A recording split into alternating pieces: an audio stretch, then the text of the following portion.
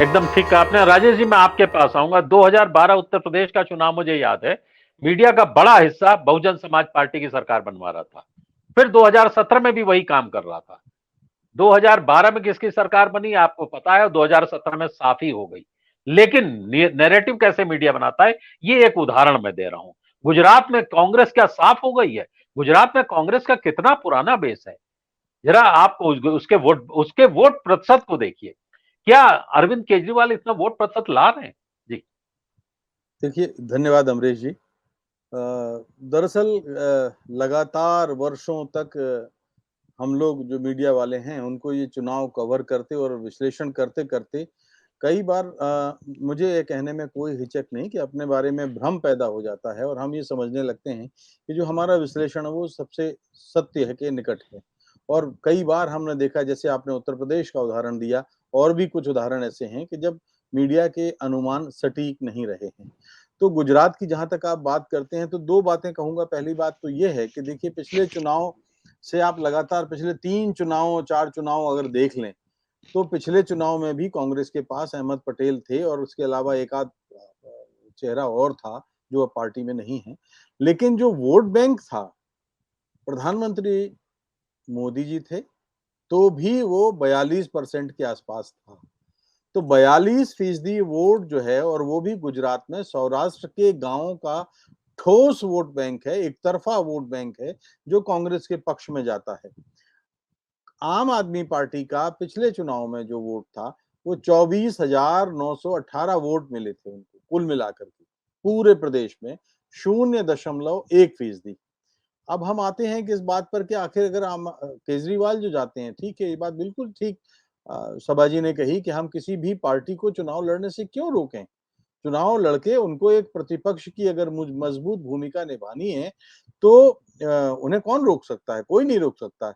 समूचे गुजरात उनके लिए खुला हुआ है, सारा देश उनके लिए खुला हुआ है और वो जहां चाहे चुनाव लड़ सकते हैं। लेकिन थोड़ा सा संशय तब होता है जब कई दफे, क्योंकि हमने देखा है कि पर्दे के पीछे भारत में पक्ष और प्रतिपक्ष के पीछे जो एक स्याह समीकरण और समझौते बनते हैं, वो समझौते वो हमें हमारे डेमोक्रेसी के लिए कहीं ना कहीं नुकसान करते हैं।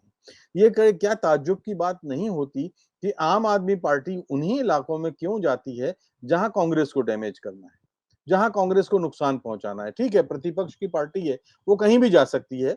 लेकिन अगर आप एक तरफ ये बात करते हैं कि नरेंद्र मोदी के अधिनायकवाद का हमें मुकाबला करना है, राष्ट्रीय स्तर पर प्रतिपक्ष की एकता की बात करनी है, तो फिर वहां राष्ट्रीय दायित्व आपका खो जाता है, कहीं गुम हो जाता है, राष्ट्रीय सरोकार आपका खो जाता है और आप स्थानीय स्तर पर सिर्फ और सिर्फ अपनी पार्टी का स्वार्थ देखते हैं।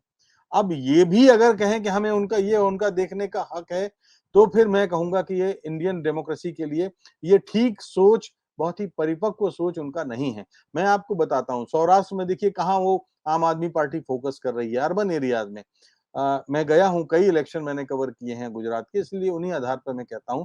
सौराष्ट्र में जामनगर है, जूनागढ़ है, भावनगर है, सुरेंद्र नगर है, अमरेली है और राजकोट है। ये पोरबंदर भी थोड़ा सा आप मान सकते हैं। तो इन जिलों में, लेकिन गांव में आम आदमी पार्टी का अभी भी कोई अभियान पर कोई असर नहीं है। और 42% वोट के साथ शून्य पे चला जाना या 2% पे चला जाना बहुत इतना आसान है नहीं, या 2-4% पे चला जाना।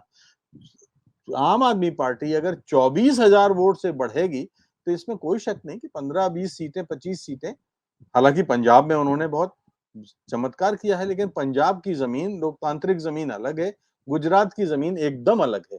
तो इसलिए मैं ये कहना चाहता हूं कि ग्रामीण इलाकों में कांग्रेस को अभी चुनौती देने वाला आम आदमी पार्टी की स्थिति नहीं है।